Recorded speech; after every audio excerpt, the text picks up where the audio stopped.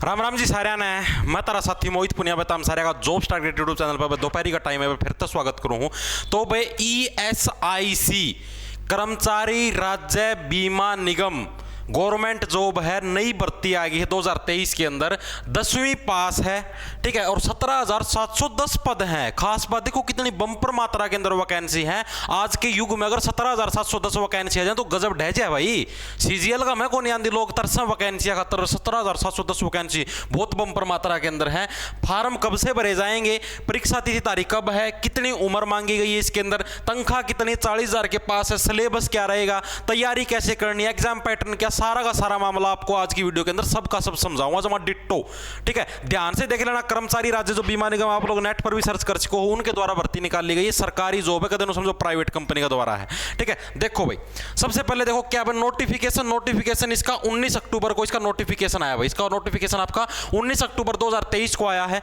Form आपके उस notification के अंदर लिख रखा था फर्स्ट वीक ऑफ नवंबर के पहले हफ्ते के अंदर आपके फॉर्म भरने स्टार्ट हो जाएंगे। यानी कि अभी आपका नवंबर आज 1 तारीख है, सभी को हरियाणा दिवस की और साथ के साथ करवा चौथ की हार्दिक शुभकामनाएं भाई। ठीक है, आज 1 तारीख है तो 1 नवंबर मतलब कि समझो 2-3 दिन के अंदर नोटिफिकेशन आपका आ जाएगा। उम्र कितनी है भाई आपकी? 3 तरीके की वैकेंसी, सारी वैकेंसी दिखाऊं कितनी है। UDC यानी अपर डिवीजन क्लर्क की पोस्ट, उसके लिए 18 से 27 साल उम्र मांग रखी है।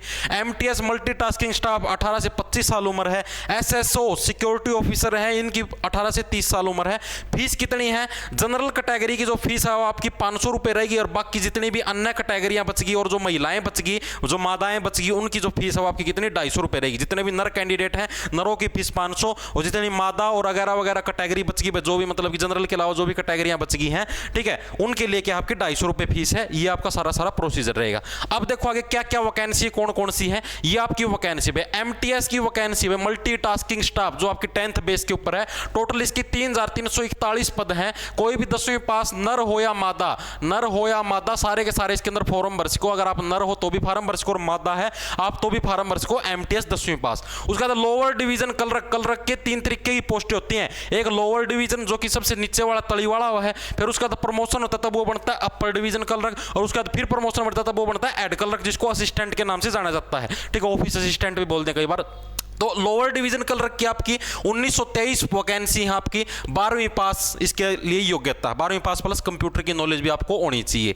ठीक है, उसके अलावा अपर डिवीजन क्लर्क की 6,435 वैकेंसीज हैं सबसे ज्यादा। ठीक है, और ग्रेजुएशन प्लस कंप्यूटर की नॉलेज इसके अंदर होनी चाहिए। आप लोग कोई भी BSc BCom BA कुछ कर रहे हो सब चलेगा। असिस्टेंट हेड क्लर्क है, ऑफिस असिस्टेंट, इसकी 3,415 वैकेंसी है, और इसके अंदर भी ग्रेजुएशन प्लस कंप्यूटर मांग रखा है। और SSO जो आपका सिक्योरिटी ऑफिसर है, इसकी टोटल 2,596 पोस्ट है, ग्रेजुएट प्लस कंप्यूटर है। ठीक है, आपको बता दी थी MTS के लिए आपकी कितनी उम्र है। MTS के लिए आपकी उम्र बता दी थी 18 से 25 साल, और अपर डिवीजन कलर के जितने भी हैं क्लर्क की जो तीनों हैं, इन तीनों क्लर्कों की 18 से 27 साल उम्र है। ठीक है, और इसकी आपकी 18 से 25 साल उम्र है MTS की, और SSO सिक्योरिटी ऑफिसर की आपकी 18 से 30 साल की उम्र है। ठीक है, तो टोटल कुल मिला के 17,710 वैकेंसी हैं, ये आपकी आई है, जिनके ऊपर आप लोगों को फॉर्म भरना है। ठीक है, उसके बाद अब हम लोग बात करें इसका एग्जाम पैटर्न क्या रहता है, कैसे इसकी तैयारी करनी, क्या कुछ मैटर है। ये इसका एग्जाम पैटर्न, इसके अंदर आपके 2 फेज के अंदर एग्जाम होगा आपका। ठीक है, जैसे आप लोगों का SSC के अंदर आप लोगों ने देखा होगा भाई, एक आपका Tier 1 होता है, ठीक है, और एक आपका Tier 2 होता है। तो आपका 2 फेज के अंदर एग्जाम होगा। Tier 1 आपका क्वालिफाइंग होगा। Tier 1 है आपका क्या है, क्वालिफाई इन नेचर, ये आपका सिर्फ क्वालिफाई आपको करना, क्वालिफाइंग होगा। ठीक है, और जो Tier 2 है आपका, वो आपका आपको मतलब Tier 2 के आधार पर आपकी मेरिट बनेगी। दोनों का एग्जाम पैटर्न आपका अलग है, Tier 1 और Tier 2 का। आपका जैसे Tier 1 का देखो, Tier 1 का क्या, Tier 1 के अंदर आपकी GK GS आएगी।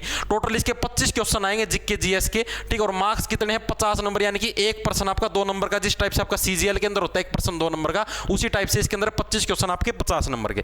रीजनिंग के भी 25 क्वेश्चन आपके 50 नंबर के, मैथ के भी 25 क्वेश्चन 50 के, और इंग्लिश के भी 25 क्वेश्चन 50 मार्क्स के। टोटल आपके 100% आएंगे 200 मार्क्स के। ठीक है, इसके लिए आपके साथ के साथ 1/4 की नेगेटिव मार्किंग भी है 0.25 की। ठीक है, ये आपकी नेगेटिव मार्किंग भी इसके अंदर कंडक्ट करवाई जाएगी। साथ के साथ आपको आपको टोटल 60 मिनट का आपको समय मिलेगा। टोटल आपको कितना 60 मिनट का समय मिलेगा टोटल टाइम भाई, 1 घंटे के अंदर आपको सारा के सारा करना है। उसके बाद जो भी टियर 1 को क्वालिफाई कर लिया, क्वालिफाइंग इन नेचर है, जो भी टियर 1 को क्वालिफाई कर लेगा फिर होगा उसका फेज 2 का एग्जाम।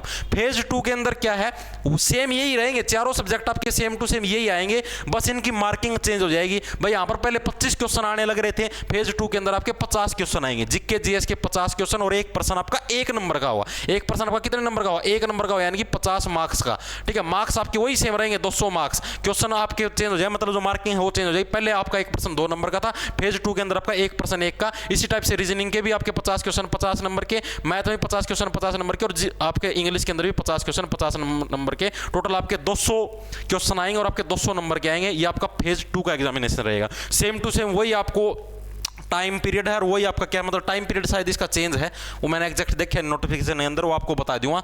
ठीक है, और वही आपकी नेगेटिव मार्किंग है वो भी शायद चेंज है, वो भी आप लोगों को बता दी जाएगी अलग से भाई।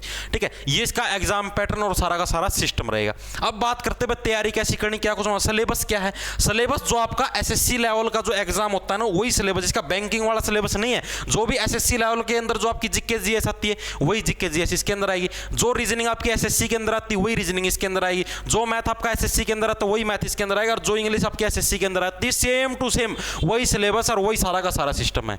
ठीक है, वही पैटर्न एग्जाम। जो बच्चा एसएससी की तैयारी करने लग रहा है उसके लिए भाई गजब का मौका है। जो भी बच्चा एसएससी की तैयारी करने लग रहा है, सीजीएल सीएचएसएल सीपीओ कहीं पर उनका एग्जाम क्लियर नहीं हुआ, तो वो बच्चा इसके अंदर ट्राई कर सकता है और अपना सिलेक्शन लेके जा सकता है। कि ज्यादा मुश्किल सिस्टम नहीं है, आप लोगों को सारा का सारा तो बता दिया भाई, जीके रीजनिंग मैथ इंग्लिश यही तो आने हैं, और तो कुछ अलग तो है ही नहीं।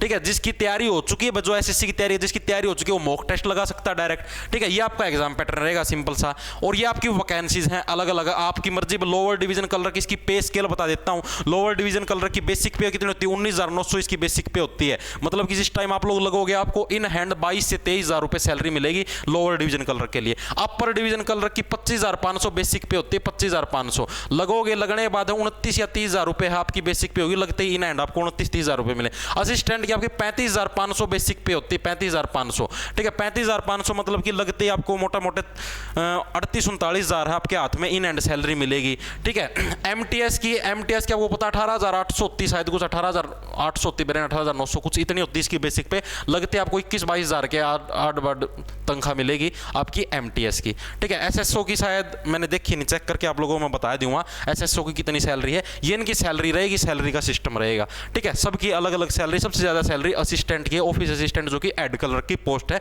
35,500 बेसिक पे है। ठीक है, जो एक मतलब हरियाणा के अंदर जो एक सब इंस्पेक्टर लगता है, सब इंस्पेक्टर जितनी तनख्वाह है लगती है असिस्टेंट की एड कलर की। ठीक है, सारी की सारी आपकी सी ग्रेड की जॉब है भाई। ठीक है, डी ग्रेड की आपकी सिर्फ एमटीएस वाली है, ग्रुप डी बोलते हैं जिसको, डी ग्रेड की। बाकी सारी की सारी आपकी सी ग्रेड की जॉब है।